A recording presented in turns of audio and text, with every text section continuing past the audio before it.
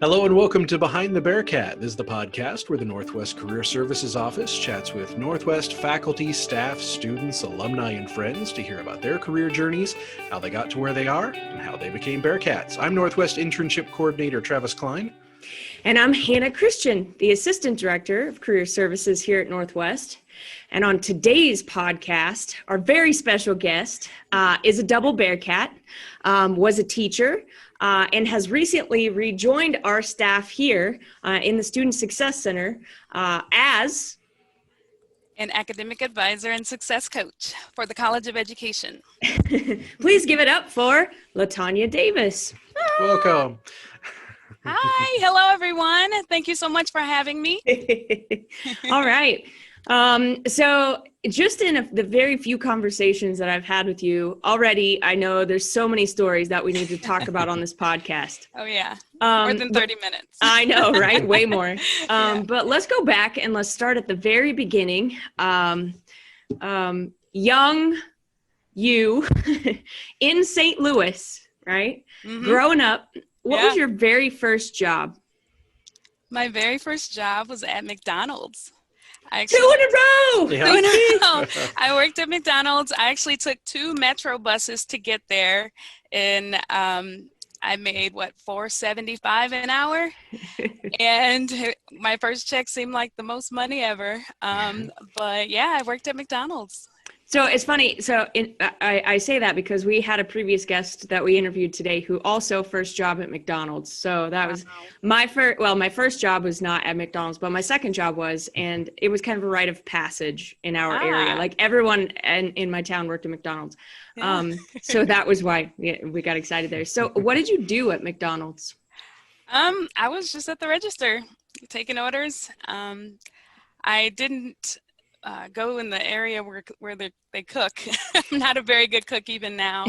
I remember one time I spilled a whole container of ketchup all over the floor, and it was impossible to pick up. And that was like, yep. And then no more food for you. Nope, just put it in the bag. That's it. That's it. All good. All right. So talk to us about how you came to Northwest. St. Louis is as the crow flies, it's a pretty good distance away from Northwest Missouri. So how did you get here? It is a distance. Well, actually, while I was in high school, I didn't plan on going to college at all. And my family, we went to work, and I was a cheerleader, and my cheerleading sponsor, she asked me, she says, "Where are you going to college?" And I was like, "I'm not going to college. I'm going to work." And she was like, "Nuh-uh, you're going to college." And I was like, okay. So I started looking, and everyone went to Mizzou or Southwest at the time, Missouri State. I'm aging myself, and I didn't want to follow anybody. So I decided to come up. I liked the view books. They looked really nice, looked like a nice location, and I just picked it and said, I'm going to go check it out. And I went up here, checked it out, liked it, and there's history. So then you came, and did you, so if you weren't planning on going to college, how did you pick your major? Well, I always liked my PE teachers, and I always wanted to be a teacher in some way growing up, and I noticed that everybody loves the PE teacher.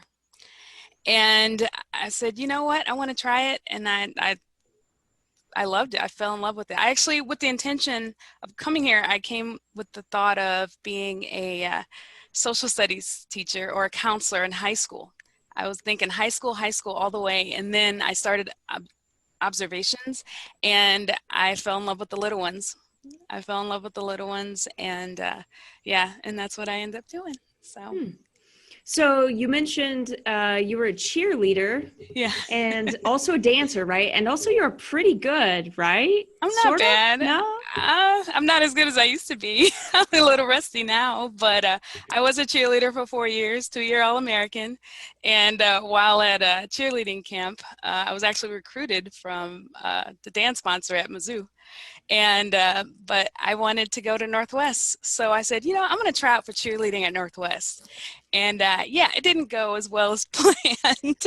I didn't make it, but I'm glad I didn't because I ended up where I am now. But at least I tried. I gave it the college try, no pun intended. But yeah, so. That's always, we always talk to students and other people who are looking for jobs. And, it is interesting what little things that seem kind of minor at the time that really steer your career path. So, Yeah. So elementary PE?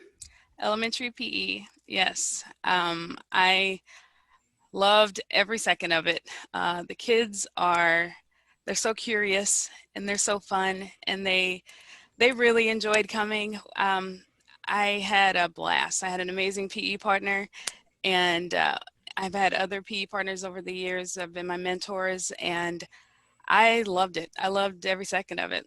The students. So did you go back to St. Louis to teach after you graduated, or what did you do after that? I did. I went back to St. Louis, got a teaching job in the district where I actually graduated, in Rockwood School District, and I was trying to get full-time. Couldn't get full-time there at the time, and found out about a position at Valley Park School District, where I ended up working for 13 years. And yeah, it was a good time. So. You also said that you were the model for a pretty prominent statue here on campus. Talk to us about that. See it right there. Yeah, Darren, the photographer at the time, Whitley at Northwest, he took several pictures of me in the past, and he got in touch with me and he said, "Hey, you want to be a part of something cool?" And I was like, "What are you talking about?" So he told me that, they were going to build a statue to commemorate the centennial for 1905 to 2005 at Northwest, and they're going to, put it on campus. And he asked me to do it. I was like, "Sure, let's go." And I didn't realize the importance of it at the time, but I had to pose for hours, and they had to get different angles around, and it doesn't look exactly like me, but if you look at the pictures when I was posing for it, same boots, same outfit, same everything, and I'm pretty proud of it. I'm pretty proud of that. That was about 16 years ago now, so it was the year before the centennial. So, Travis, yeah. can you insert into the video a picture of the statue here? More than likely, yeah, I can do that. So perfect. yeah. I can give you my canvas that has it on there if you want. Yeah. All right. So talk to me about the mindset shift that had to happen from a high schooler who wasn't even going to go to college to going to college. There had to be some major thought process changes there. I tell you happened what, in your head?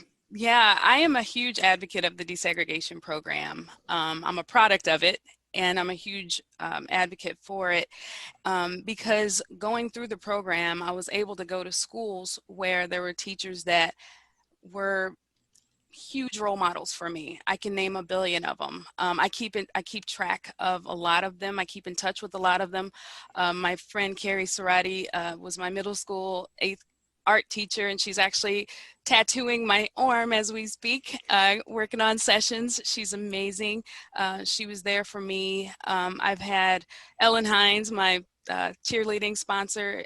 I can name a billion of them, not a billion because I didn't have a billion, but I can name a lot of them that have been mentors to this little Black girl from St. Louis that didn't really know what to do, and they were there for me. They answered questions that I had.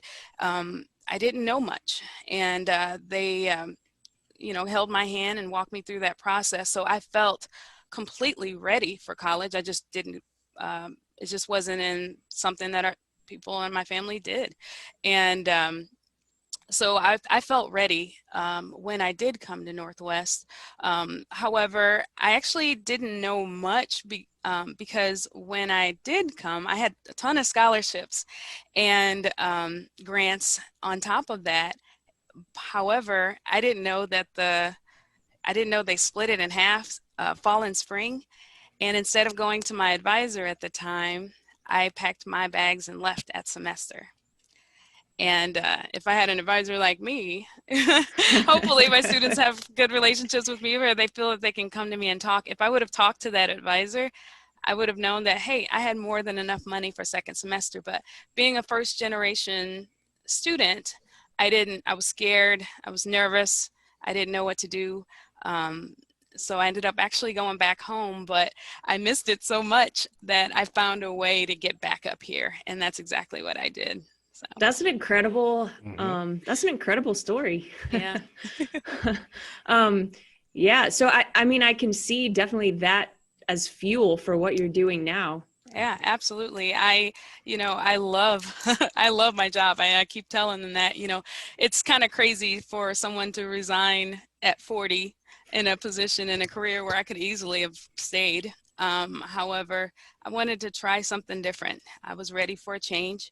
And it was almost a perfect precursor to what I'm doing now, because I have future educators that I am advising, and I can give them advice with the 15 years of experience that I have, and just give them insight. And, just today, I, talked to a student about, just what they need to look forward to as they, go through this process of becoming a teacher. So. Yeah. And you're the professional advisor for the School of Education, correct? Yes, which I'm a product of, what I'm selling. And Dr. Wall, who's the dean, is amazing. He helped me when I was an undergrad with my tests, my C-base, it's not C-base anymore, my MOGIA, and my praxis exam. I mean, he was there for me. And so I am so excited to work for him because, he helped me. So I'm willing to help as many people as possible, because it's awesome to feel that, to pay it forward. I feel like I'm doing that, and it's a great feeling. It really is. Well, and being a first-generation student, I'm also a first-gen student, and Northwest has a lot of first-generation students, so probably several of your advisees are also in that similar situation where they're maybe if people are out. Listening to this and they don't know what a first-generation student is, could we clarify that? A lot of students think that first generation means that they're the first ones to step foot in a college, but it's not necessarily the case. First-generation students are students that go to college and finish. And the first one. So some of our students, their parents went to college, but they didn't finish. And our goal is, with student success, is to help them not only come to school, but to finish and graduate. That's our ultimate goal. I always point to my degree. There's two of them. I point to my degree when I talk to my advisees, and I tell them, hey, that's our ultimate goal, and we're going to do what it takes to get you to reach that goal. So yeah, it's a big deal. I'm sorry for interrupting you, Travis. What were you saying about first generation? Just I think having that experience helps you help people in that same experience, because part of it is, especially if your parents didn't go at all. Like my dad has post high school experience, but it's all work-based education, not college education. So I didn't know the types of questions to ask. I didn't know what a bursar's office was. There's all this stuff that you don't realize you don't know when you're in that first generation role, that someone who's been through it can help guide you. And if you understand that they don't know this, so I need to help them, then you can do that. So yeah, it's kind of intimidating. I mean, if you don't know where to go, you just, like I did, I kind of, closed in and didn't talk to anybody. Well, if they have an academic advisor that is aware of, like you're saying, aware of what they're going through, hey, let me tell you something. I've been there. I've been in your shoes. So let's do this together, so it's fun. So how many students do you advise? I have about 160 kids on my caseload, incoming freshmen. All education? All education. Declared? Yes. Well, mostly, yeah. Okay. Mostly education declared students. And, it's awesome to know that, I have a ton of experience to be able to use for them to help them so they can know what to expect in their classes, but also once they go out in that field. Okay, so we talked about, so you got your bachelor's degree. Why did you decide to do another degree? I mean, you weren't even going to do the first one, but you're like, we might as well get another one. Well, I loved Maryville so much in the winters, of course. No, Dr. Butler is amazing. He's actually the reason I came back up here. He, while I was getting my undergrad, he was like, why don't you just stay and get your master's? And I was like, okay. I mean, and he talked about dual credit because that's what I ended up doing, because I got my bachelor's and I got my master's a year after I got my bachelor's. So back to back, you know, and I ended up having 2 degrees. He talked me into doing it. He felt that I was ready, and I felt that way as well. And helped me go through that process, and I was able to do it. And I'm very proud and glad that I did, because as a teacher, when I started teaching, and I tell my advisees this as well, you know, the first 5 years in a day, I mean, you're not tenured yet. So you don't say no. And it's hard to do a lot of things along with teaching and try to go to school. Now, do people do it? Absolutely they do. And they do really well at it. However, I know myself, I wouldn't have wanted to like go to school after working a whole school day. So I try to encourage people to, I don't make them, but I encourage them to stay and get their master's if they can hold it on for 1 or 2 more years. So, yeah. So how long did you said you left after that first semester. Mm-hmm. Were you only gone for that second semester? I came right back. Came right back? I came right back. And actually in 2000, I left again. Northwest just keeps grabbing you back. I left again, and I actually went to a university in Pennsylvania, Westchester University of Pennsylvania, for a semester. My first time on the East Coast, and it was culture shock over there. And I wasn't a fan. No offense to Pennsylvania people, but I miss Northwest. And I remember in the dorm room applying online to come back to Northwest, and I was accepted, and I moved back and came right back. That's the second time I came back to Northwest. You kept trying to leave. I kept trying to leave. It just keeps drawing me back. And then I teach for 15 years and decide to, try something different in the education world. I wanted to speak. I started a YouTube channel on education and desegregation and trauma. And it didn't really go as well as I wanted it to. So I kind of went through kind of a rut, and I actually worked at FedEx for 6 months, and I like to talk to my students about, dealing with adversity. I went from making this much to making this much, and it humbled me a little bit. And it was my choice. I don't regret leaving my position. I know that it was something I needed to do at the time. However, I was ready to try something different. And I called Dr. Butler, same guy, and we talked for 3 hours that night. And I was like, I need some motivation here. Give me something. And he was like, Latonya, come on back up to Maryville. Northwest is calling. And I backed my car again, and I came up here, and look at me now. So, yeah. That is a good point, though. So tell us more about going from, because in career services, so maybe unbeknownst to a lot of students and maybe staff and faculty, not only do we help students who are looking for jobs out of college, but we help alums find new work or find work if they, have lost their jobs. And so we see a lot of the emotions and a lot of the mental anguish that kind of happens with these midlife, like job transitions. So talk to us, like. Absolutely. People thought I was crazy. I mean, I was making really good money. I just, it was time to move on. And I knew that, but I didn't know where it would go. And so I was able to give a speech at my alma mater at Eureka High School in front of 300 teachers, which was awesome. It's a speech I developed titled We Care, and it talks about the importance of building relationships with students, with teachers building relationships with students. And the CARE is an acronym. So C means communication, A means attitude, R is relationships, and it's a big one, relationships, and E is the extra, the above and beyond things that teachers can do for students. And I'm very proud of that speech. And it's on YouTube if you want to check out my channel. Plug. Link. Yeah, there you go. It just, it didn't just go as planned. And as a result of that, you get kind of low because you're like, maybe I should have stayed, and I question that a lot. but I knew that I did it for a reason. And it's funny because I applied at a university in St. Louis during that rut, and I didn't realize I put the wrong email on my resume. So I was offered an interview for the university to be a professor, and I saw it like 3 months later that they offered me an interview, and I was like, ah!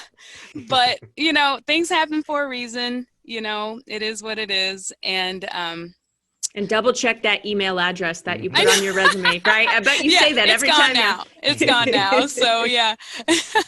But, you know, I'm glad it happened because I have a good friend, a former assistant principal I keep in touch with, Lynn Hedrick, and she's a great mentor to me. And she said, she uses the word resilient when she talks about me because of other things, but mainly because, you know, not many people would have left their job at 40 years old and tried something different.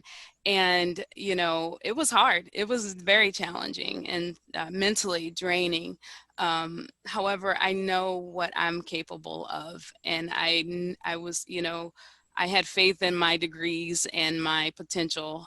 And I'm really glad I had the positive people around me to motivate me and lift me up during that time. And, you know, it's awesome. And I was very lucky to get this position here. I feel like, you know, I you hear about it all the time about how, you know, I feel like I'm at the right place at the right time in my life. I honestly feel that way. And I wouldn't have done that if I wouldn't have resigned. So I'm so glad I did. I am very happy here. I am, you know, I have students that, you know, I can talk to and teach, and they're actually listening and just soaking in all of my experience. And it's just a really positive thing. And I get to, you know, help future Bearcats, and, you know, I'm paying it forward. You know, they did it for me, so it's my time to to pay it forward to them. So. Right. Yeah. I would think that resilience too, the other part of your job, you know, we've talked about the academic advisor, but you're also success coach. Yes. And I would think that resilience probably ties right into what you have to talk about in those success coaching sessions. Oh yeah. When I go to class, you know, I'm telling them the truth, and they need to hear it. You know, I told them, hey, last year I was at FedEx. I mean, and I couldn't blame anybody but myself for that. And I tell it like it is, you know, and I talk about, you know, they ask questions about school and what to expect. And, you know, you're just going to have situations where you're going to be happy in your building. There might be times where you're not so happy in your building, but it is your job. So what are you going to do about that? And, you know, I talk to students, I have had lots of friends go through different experiences in school. Some didn't last very long. So I talk to them about that, how I've had, you know, friends that they thought they thought college was a party. And they learned the hard way that it's not a party. You know, there's time to have fun, but there's definitely time to hunker down and get those grades up. So I can talk to them about that. So, yeah. What is your best memory of being an undergrad? So I guess you went straight to master's. You can mix that in if there was something extra in that last year. As an undergrad. Tell us a story about your favorite memory. Some stories we probably can't show, but let's see. As an undergrad,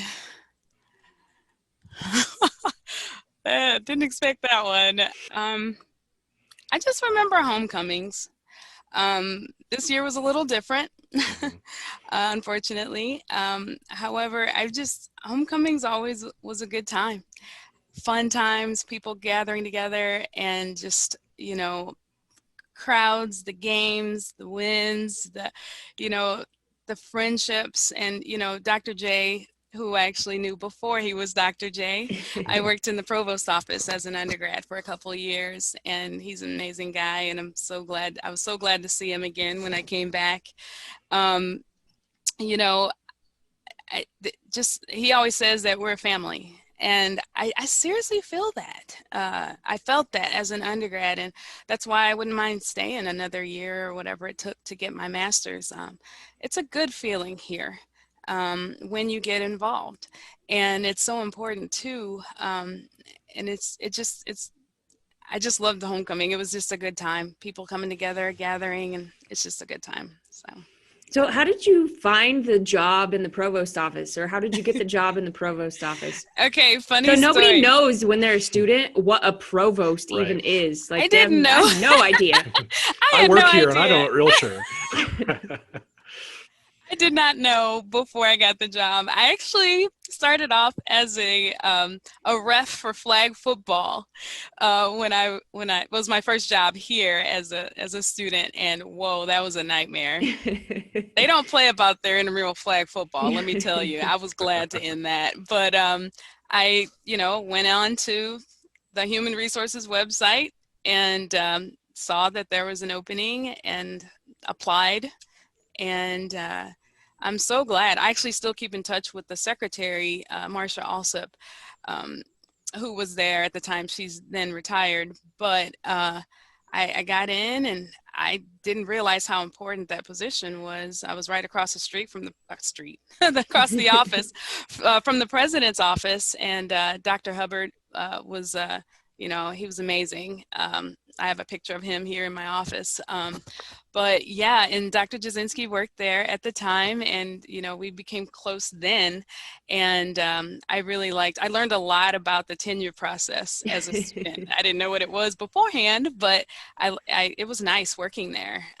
Got to interact with the faculty then and the deans back then, and it was a great position. It was definitely nice for my resume.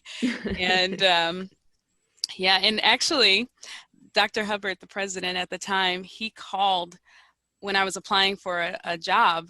He called my principal, and she told me, I have never had a president call me as a job reference before. Wow. And when he did, I was like, you're hired. You're so hired. That's never happened before. So. Oh, that's crazy. Yeah. I almost want to say something to students. Now. You should listen to that. That's right. You can get someone to call on your behalf. Wow. I know. How cool is that? I'm looking forward to helping out a lot of students.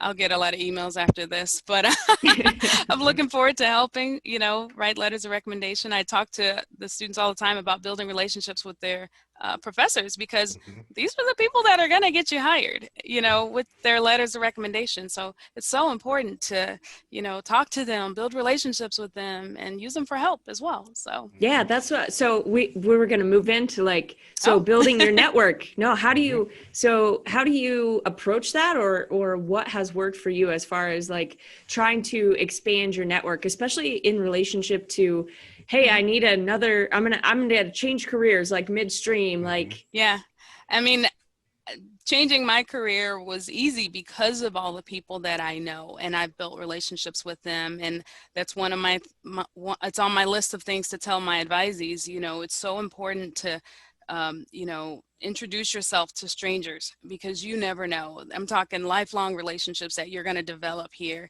And, it's kind of lost track. Sorry, had a brain fart. So when you build relationships with people like you, but also students that are not like you. I was big on that. I mean, I smile at people when I'm walking from class to class. I say hi in the classroom as well, building relationships there, getting study partners. You never know. I have friends that are in high places that I've met here in my class. And it's so important to just say hi, build relationships with them, but also your professors, but other students as well. Try not to stay in your own bubble.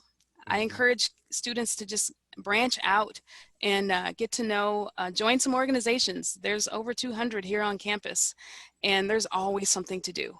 And you can get to know other people that way, get involved at church in the town even as well. So it's really important to not just stay in your room, get out and go to things. Socially distance, of course. So, yeah. I was just going to say, I was thinking about the interesting people that you meet. I'm going to throw a story out there. I actually had intermediate ceramics class. I know his real name, but Baron von Corbin. What's his name? He's the WWE wrestler guy. So his real name's Tom Pestock, but he's an actual real WWE guy.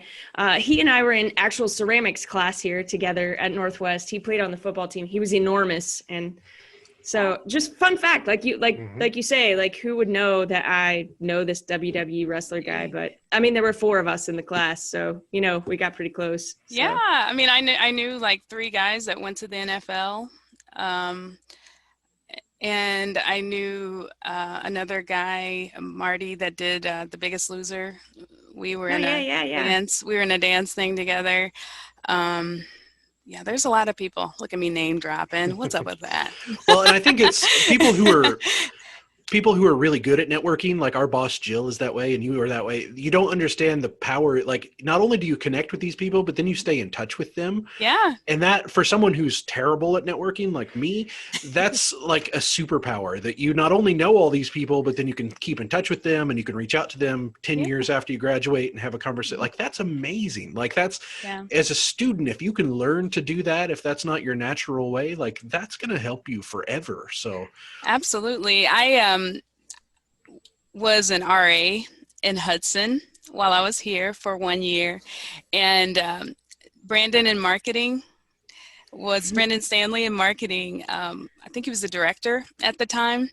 And so when I came back here in January, I looked completely different. At least I thought I did.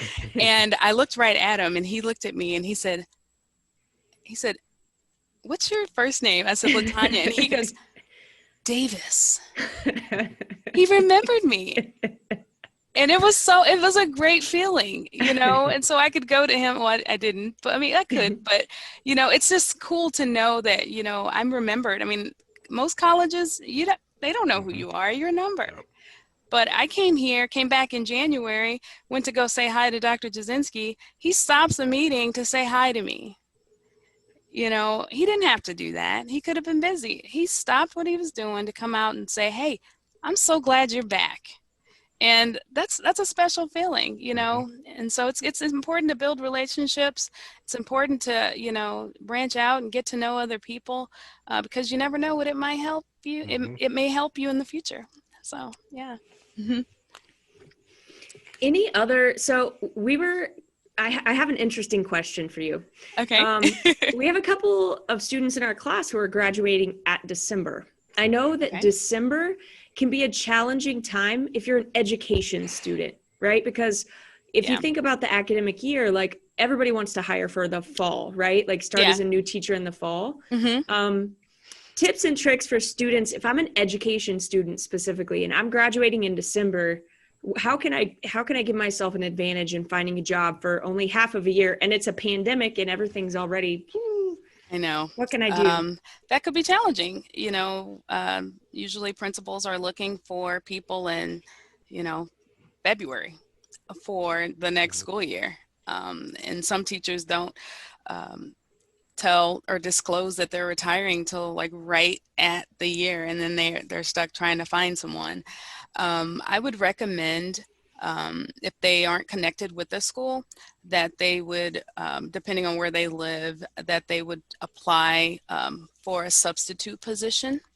That's a great way to get in the building so they see you and they can see you work. And if they like you, then, more than likely they will, offer, not always, but they could offer you a position, or they may know someone that works at a school.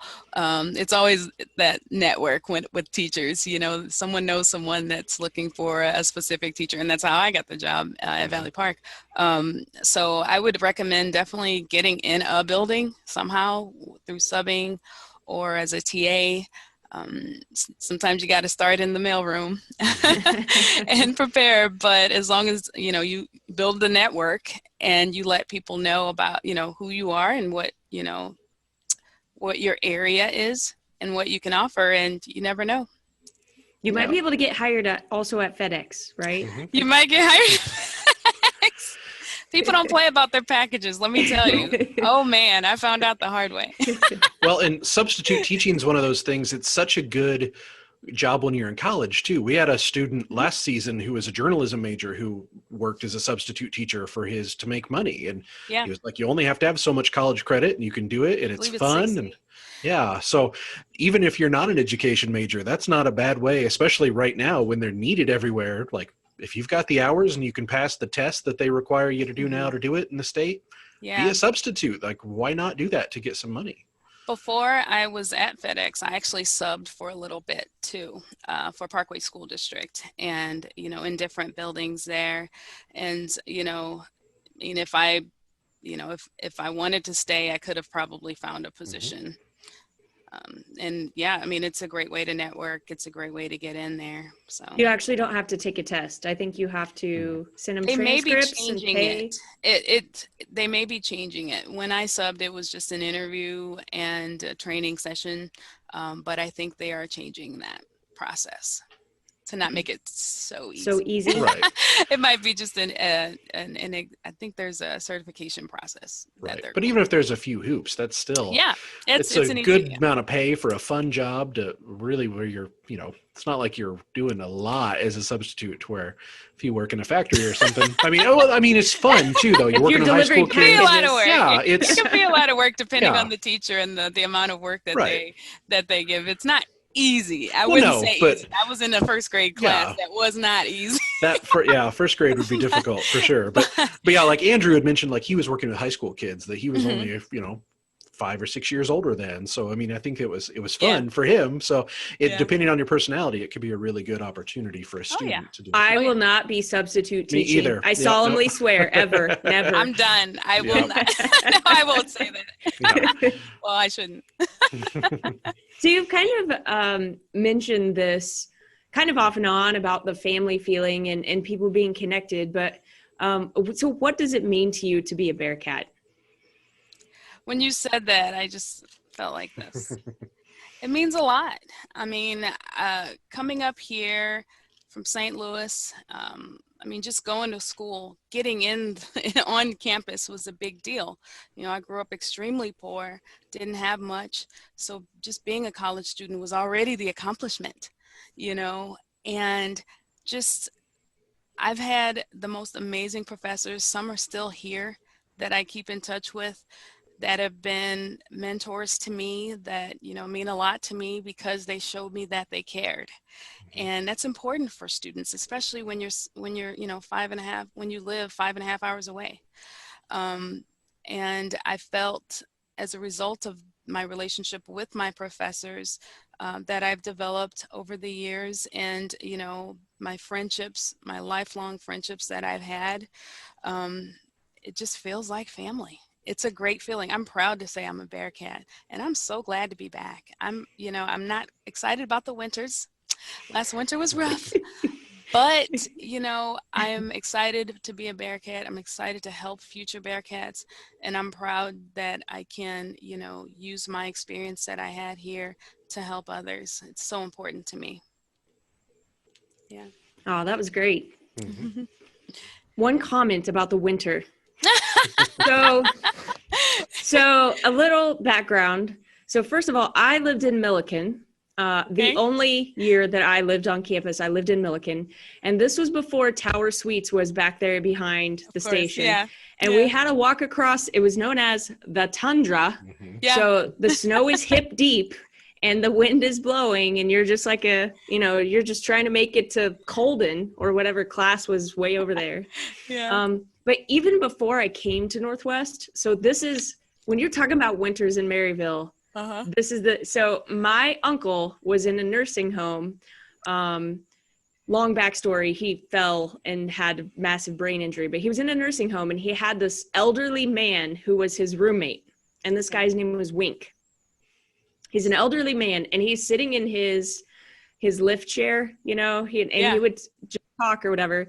And I was in there to visit one day and they were like, oh, here's Hannah, blah, blah, blah. She's going to go to college in Maryville. And Wink's in his lift chair and he's like, I know Maryville. And I'm like, oh, you do? And he's like, it's the coldest place in the world. That's what he said. It feels like it sometimes. I was like, all right, bud, All right. I didn't know anything about Maryville. But then when I was walking across the tundra, I remembered his words. And I was like, he's right. When that wind blows and it's snowing, it's the coldest place in the world. It feels like it. That's a funny story. But you have the warmth of the Bearcat family to keep you That's secure, right. so. To embrace. That's right. And when you work in one of the buildings, you It's will be hot, like, yeah. it is so hot in here.